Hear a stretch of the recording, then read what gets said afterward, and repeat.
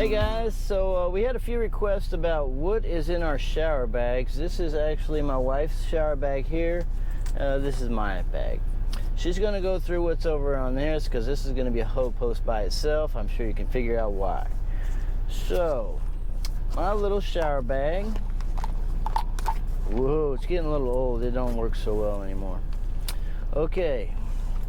Obviously, we got the basics. We got the toothbrush, the toothpaste, the mouthwash, the homemade soap, which is made by one of our friends, and yeah, it's pretty good.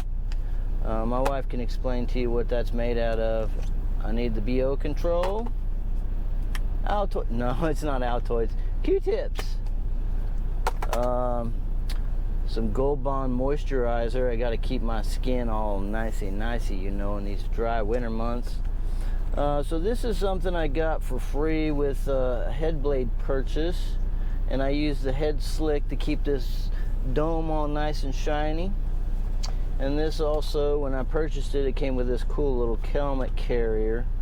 Yeah, ain't that something? If you never tried these before to keep your head shaved, these are pretty nice. They suggest you put it in your finger like that, and I don't know, I just hold it like that. It's more comfortable for me, but it does a really good job. So, yeah, again, the head slick, that's the good stuff for the shave cream, and this little thing came with it for free when I made a purchase. It's got little, you know, clippers, little scissors, tweezers, cuticle care, nail file, all that stuff in there. Yes, just good stuff. And then my aftershave, got to do that after shaving this dome. The razor for my face, and last but not least, diaper rash ointment. Sometimes when you sit on it all day, you know, your booty gets a little itchy, and I don't use it all the time, but every now and then. So then up here we got toothpicks.